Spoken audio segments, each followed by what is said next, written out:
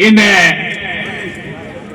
மாபெரும் மண்டல மாநாட்டின் தலைவர், தமிழகத்தின் மக்கள் முதல்வர் வீர தளபதி ஆசியாரை வணங்கி, தமிழகத்தின் இளைஞர்களின் எழுச்சி நாயகர் அண்ணன் வழக்கறிஞர் ஆசை கதிரவன் மற்றும் மாநில துணை பொதுச் செயலாளர் அண்ணன் வேதமணி பறையனார், எங்களை எல்லாம் தோள் கொடுத்து தாங்கிக் கொண்டிருக்கக்கூடிய அருமை அண்ணன், பாசத்துக்குரிய அண்ணன் மாநில செயலாளர் அண்ணன் வீரா உட்பட மாநில பொறுப்பாளர்கள் அனைவருக்கும்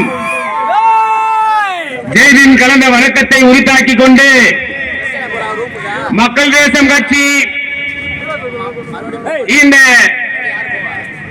பழைய பேரின மக்களுக்காக கிட்டத்தட்ட 40 ஆண்டுகளுக்கு மேலாக எந்தவித அரசியல் ஆதாயத்தையும் அடையாமல் தொடர்ந்து எங்கெல்லாம் இந்த ஒடுக்கப்பட்ட மக்கள் பாதிக்கப்படுகிறார்களோ அங்கெல்லாம்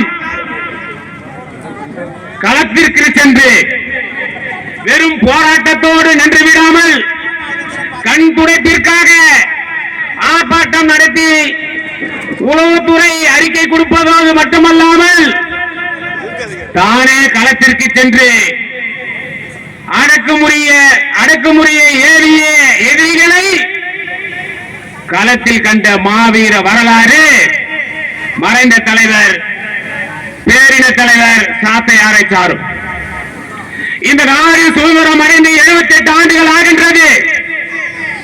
பாபா சாஹேப் அம்பேத்கர் அவர்கள் விலை மதிக்க முடியாத வாக்குரிமை பெற்றுக் கொடுத்தார்கள். ஆனால் 78 ஆண்டுகளை கடந்தும் கூட இந்த பட்டியலின சமுதாய மக்கள் தமிழகம் முழுவதும் ஆணவ படுகொலைக்கு ஆளாக்கப்படுகிறார்கள். அதோடு மட்டும் இன்று விடவில்லை, இந்த பறையர் பேரின மக்களுடைய இடஒதுக்கீடை பறிக்கிறார்கள். ஆளுகின்ற ஆட்சியாளர்கள் உள்நோக்கத்தோடு இந்த பறையர் பேரினம் முன்னேறி சென்றுவிடக் கூடாது, இவர்கள் ஆட்சி அதிகாரத்திற்கு வந்துவிடக் கூடாது, இவர்கள் எல்லாம் ஆட்சி அதிகாரத்திற்கு வந்துவிட்டால் நாம் ஆட்சியாள முடியாது என்ற செயல் திட்டத்தோடு நமது உரிமைகளையும் இடஒதுக்கீடுகளையும் பறித்துக் கொண்டிருக்கிறார்கள்.